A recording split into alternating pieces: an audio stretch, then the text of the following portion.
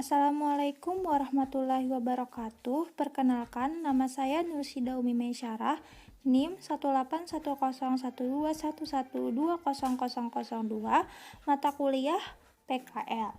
Di sini saya akan menjelaskan materi tentang kalor dan perpindahan kalor pada suhu dan pemuaian. Nah, sebelum kita masuk ke materi, yuk nih jawab pertanyaan di bawah ini. Mengapa pada kaca jendela ukuran bingkai kaca selalu didesain sedikit lebih besar dari ukuran kaca? Kira-kira kenapa ya? Kalau ukurannya pas dengan desain kaca itu, kacanya itu bisa pecah. Apakah ini ada hubungannya dengan pemuaian? Terus, mengapa saat kita mengukur suhu tubuh bisa menggunakan termometer, contohnya termometer air raksa, yang bisa menunjukkan skala berapa derajat Celcius suhu badan kita? Nah, apakah ini juga berhubungan dengan pemuaian? Tapi pemuaian zat cair. Untuk menjawab pertanyaan-pertanyaan tersebut, yuk kita pelajari suhu dan pemuaian ini dengan antusias. Yang pertama akan kita bahas adalah suhu. Suhu merupakan derajat panas dinginnya suatu benda, termasuk besaran skalar karena suhu tidak memiliki arah. Dan alat untuk mengukur suhu adalah termometer. Sebenarnya ada beragam jenis termometer, seperti termometer klinis, termometer dinding, dan termometer maksimum minimum. Dan banyak lagi, seperti termometer bimeta, termometer hambatan, termokevel, termometer air raksa, dan banyak lagi. Terus kita akan bahas suhu itu termasuk besaran pokok ya, yang sudah kita bahas pada bab 2. Nah, standar untuk suhu disebut titik tetap. Ada 2 titik tetap, yaitu titik tetap bawah dan titik tetap atas. Untuk pengukuran suhu yang tidak begitu tinggi, digunakan titik lebur es sebagai titik tetap bawah dan titik didih air sebagai titik tetap atas. Titik tetap bawah adalah titik lebur es murni dan ditandai dengan angka 0. Sedangkan titik tetap atas adalah suhu uap di atas air yang sedang mendidih pada tekanan 1 atm dan ditandai dengan angka 100. Jadi, titik didih air sangat dipengaruhi oleh tekanan udara di atas permukaan air. Skala suhu yang ditetapkan berdasarkan titik lebur es dan titik didih air disebut skala apa yo? Benar, disebut skala Celcius. Yang ditemukan oleh seorang astronom Swedia yang bernama Andreas Celsius pada tahun 1701 sampai 1744. Hubungan panjang kolom raksa dan bacaan suhu. Bisa dirumuskan hubungan suhu dan panjang kolom raksa. Theta per 100 sama dengan X theta per X0 per X100 kurang X0. Yang mana X theta menyatakan panjang kolom raksa pada suhu sembarangan theta. Sedangkan X100 menyatakan panjang kolom raksa pada suhu 100 derajat Celcius atau pada saat air mendidih. Nah, sekarang kita akan membahas skala-skala. Yang pertama kita bahas adalah skala Kelvin. Pasti kalian sudah familiar kan dengan skala Kelvin yang sebelumnya dipelajari pada SMP. Tetapi kita akan membahas lebih dalam lagi tentang skala Kelvin tersebut. Sebelumnya nih, pernah nggak kalian memukul uang logam dengan palu? Nah, pada saat memukul uang logam dengan palu tersebut, apakah ada terasa panas atau hangat atau sedikit lebih panas dari suhu sebelumnya? Saya sih pernah, dan itu memang terasa hangat. Nah, kenapa ya itu bisa terjadi? Jadi, uang logam yang kita pukul dengan palu, kemudian kita sentuh, akan terasa hangat. Ini karena pukulan palu menyebabkan partikel-partikel bergerak lebih cepat. Yang berarti ketika partikel bergerak lebih cepat, artinya kecepatan itu akan lebih besar, sehingga energi kinetik rata-rata partikel juga meningkat. Sehingga tampak nih bahwa suhu adalah ukuran energi kinetik rata-rata partikel dalam suatu benda. Jadi, kelajuan gerak partikel itu secara bertahap berkurang dengan turunnya suhu. Jadi, saat suhu mencapai kira-kira minus 273,16 derajat Celcius, gerak partikel berhenti, sehingga tidak ada lagi panas yang dapat diukur. Pada suhu ini, energi kinetik partikel sama dengan 0. Suhu inilah yang merupakan suhu paling rendah yang mungkin dapat dimiliki oleh suatu partikel, dan disebut dengan 0 mutlak. Ilmuwan pertama yang mengusulkan pengukuran suhu berdasarkan suhu 0 mutlak, tahu nggak nih siapa? Dia itu seorang ahli fisika dari Inggris. Siapakah namanya? Namanya adalah, ya benar, namanya adalah Lord Kelvin. Pada tahun 1824 sampai 1907. Skala suhu yang ditetapkannya disebut skala Kelvin, sesuai dengan namanya. Suhu-suhu pada skala Kelvin diukur dalam derajat yang disebut Kelvin. Jadi, suhu terendah pada skala ini diberi tanda 0K yang sama dengan min 273,16 derajat Celcius. Jadi, hubungan antara skala Celcius dan skala Kelvin dapat dinyatakan sebagai berikut.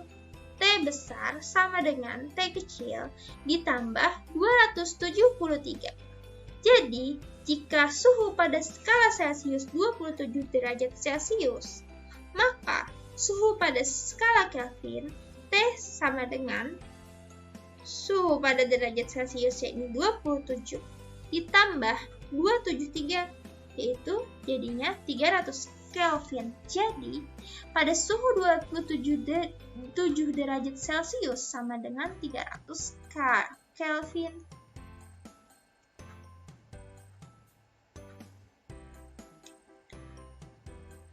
Jadi, skala Kelvin ini dikalibrasi berdasarkan batasan energi yang dimiliki oleh benda itu sendiri, tidak dengan berdasarkan titik lebur dan titik didih air,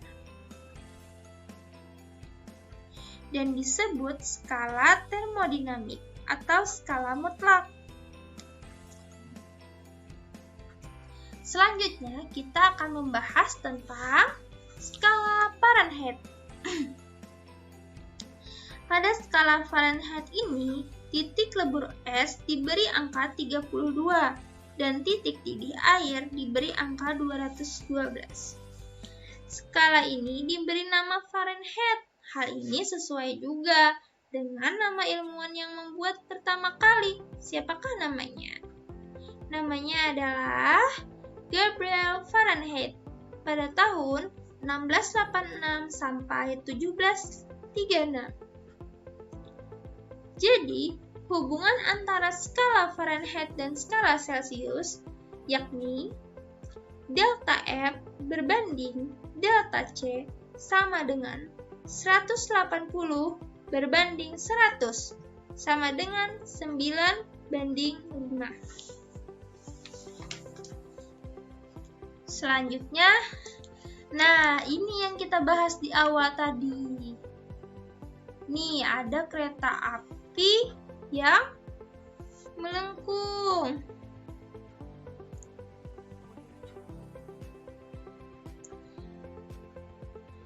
Yang disebabkan karena pemanasan rel kereta terus-menerus, sehingga kereta api tersebut bisa melengkung karena terjadinya pemuaian.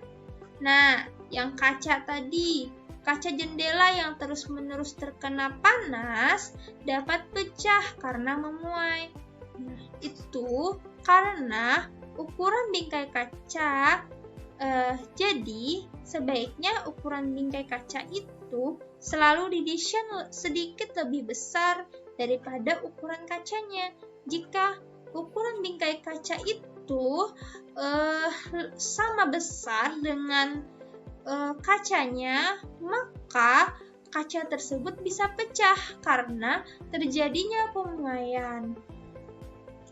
Lalu, pada pemuaian zat cair, bisa nih termometer air raksa mengukur suhu tubuh kita dengan menunjukkan skala. Hal ini karena terjadinya pemuaian pada zat cair. Jadi, pada termometer air raksa tersebut, awalnya suhu badan kita ini dideteksi oleh sensor pada termometer air raksa, yakni pada tandonnya. Pada tandonnya akan terasa panas dan mengalir. Di dalam tandon itu ada cairan air raksa, kemudian air raksa itu memuai, terjadi pemuaian volume dan mengalir ke atas pipa kecil yang ada pada termometer tersebut, sehingga bisa terukur berapa skalanya suhu tubuh kita karena terjadi pemuaian pada air raksa tersebut. Nah, ayo kita semangat mempelajari macam-macam pemuaian. Macam-macam pemuaian, ada pemuaian zat padat, ada yang mencakup pemuaian panjang, pemuaian luas, dan pemuaian volume. Setelah itu, ada pemuaian volume zat cair, dan terakhir ada pemuaian gas. Nah, pada pemuaian zat padat, yang pertama adalah pemuaian panjang.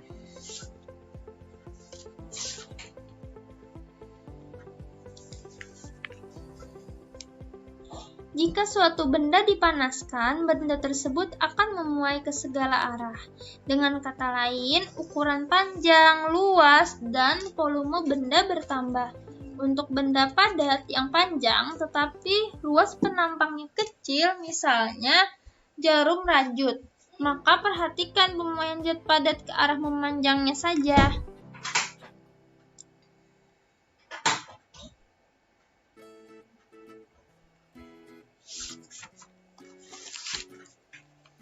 Jadi pada pemuaian zat padat itu ada pemuaian panjang, ada pemuaian luas, dan ada juga pemuaian volume. Nah, kita perhatikan dulu ya pada pemuaian panjang. Jadi, pada pemuaian panjang itu ada rumusnya. Delta L sama dengan alfa L0 delta T. Delta L sama dengan LT kurang L0 atau panjang akhir benda dikurang panjang awal benda. Delta T sama dengan T dikurang T0. Suhu akhir dikurang suhu awal. Keterangannya, LT sama dengan panjang akhir benda, satuannya meter. T sama dengan suhu akhir benda, satuannya derajat Celcius atau Kelvin. T0 sama dengan suhu awal benda, satuannya derajat Celcius atau Kelvin. Nah, pada alfa yakni koefisien muai panjang, yaitu suatu Jadi pada beberapa bahan itu ada koefisien muai panjangnya, yaitu perbandingan antara pertambahan panjang delta L terhadap panjang awal benda. L0 persatuan kenaikan suhu delta T. Jadi ada berbagai macam nih zat padat itu. Nah, berbagai macam juga koefisien muai panjangnya berapa. Pada zat cair juga begitu, berbagai macam juga koefisien muai volume berapa. Jadi tergantung zat tersebut. Yang kedua adalah pemuaian luas. Ilustrasinya gini. Ketika benda padat berbentuk persegi panjang dipanaskan, terjadi pemuaian dalam arah memanjang dan melebar. Dengan kata lain, benda padat mengalami pemuaian luas karena ada panjang kali lebar yang artinya luas. Jadi, pemuaian luas ini bergantung pada koefisien muai luas. Rumusnya juga sama, delta A sama dengan beta A0 delta T. Dengan keterangannya, delta A adalah pertambahan luas, satuannya meter persegi. A0 adalah luas awal benda, satuannya meter persegi. Beta adalah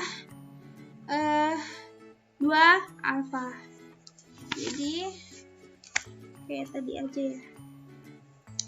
Terus pemuaian volume.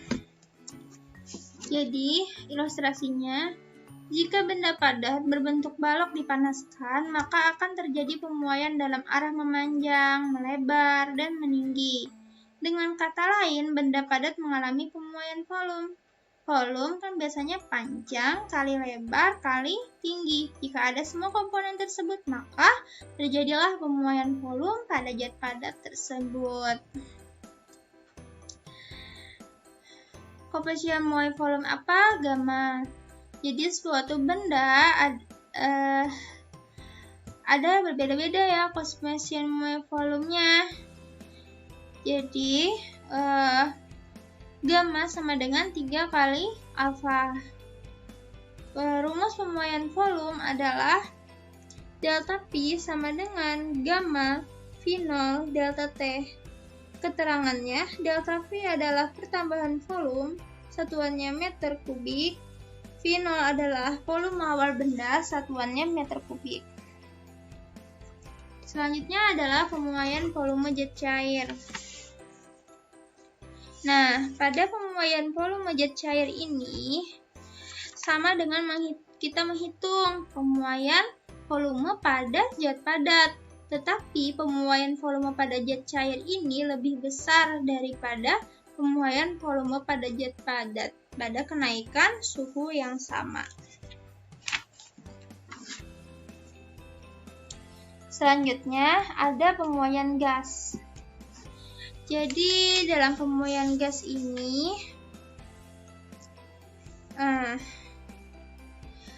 kita meninjau proses pemuaian gas pada tekanan tetap atau disebut dengan proses isobarik atau biasa disebut dengan isobar. Nah, selama gas dipanaskan, gas akan memuai. Setiap yang dipanaskan itu pasti akan memuai. Jadi tergantung zatnya lagi, apakah zat itu padat, apakah zat itu cair, apakah zat itu gas. Jadi semua akan memuai. Volume gas itu akan bertambah besar dengan walaupun tekanan gas itu dengan bergesernya penghisap ke atas. Jadi volume gas itu akan semakin besar dengan bergesernya penghisap ke atas dari posisi 1 ke posisi 2. Selama pemuaian gas ini, jadi tekanan gas itu dijaga konstan dengan mengatur besar beban di atas penghisap. Nah, ketika tekanan gas diatur konstan, maka terjadi proses isobarik, yang mana volumenya itu sebanding dengan suhu. Jadi, dapat dirumuskan proses tekanan konstan atau isobarik V1 per T1 sama dengan V2 per T2. Proses pemuaian gas pada volume tetap disebut proses isohorik. Nah, untuk isohorik ini volumenya tetap atau konstan untuk wadah silinder dengan penghisap naik turun.